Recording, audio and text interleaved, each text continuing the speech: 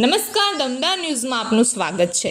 તાપી જિલ્લામાંથી ચોંકાવનારી ઘટના સામે આવી છે। ડોલણ વિસ્તારમાં જંગલની જમીન સંબંધિત કૌભાંડ બહાર આવતા જ એક નિર્ભય પત્રકાર પર ખૂની હુમલો કરવામાં આવ્યો હોવાનો આક્ષેપ છે। લોકશાહીનો ચોથો સ્તંભ ગણાતા પત્રકાર પર થયેલા આ હુમલાએ સમગ્ર જિલ્લામાં ભારે રોષની લાગણી પેદા કરી છે। આ ઘટનાના ઘેરા પ્રત્યાઘાત રૂપે વ્યારા સ્થિત સર્કિટ હાઉસ ખાતે જિલ્લાના પત્રકારો દ્વારા એક અગત્યની બેઠક યોજાઈ હતી।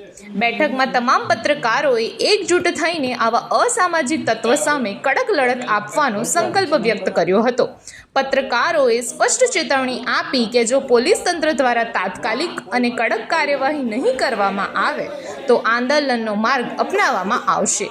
બેઠક દરમિયાન પત્રકારોએ જણાવ્યું કે કલમ ક્યારેય ગુંડાઓથી ડરતી નથી।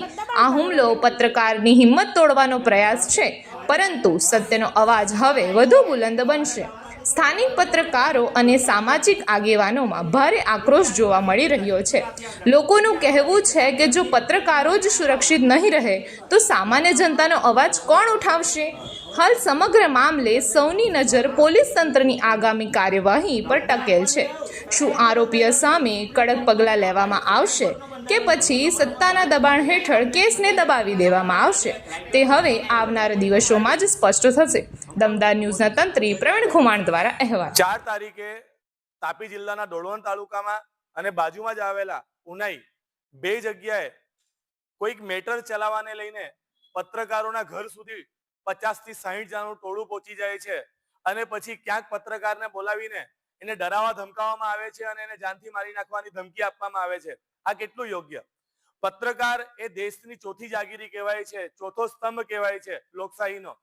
એ એવી ઘટનાઓનો ઉજાગર કરતો હોય છે કે જેના પર તંત્રએ ધ્યાન આપવું જોઈએ। લોકોને જે ઘટનાઓ, જે સમસ્યા હોય છે એને ઉજાગર કરતો હોય છે, પોતાના જીવના જોખમે ઉજાગર કરતો હોય છે।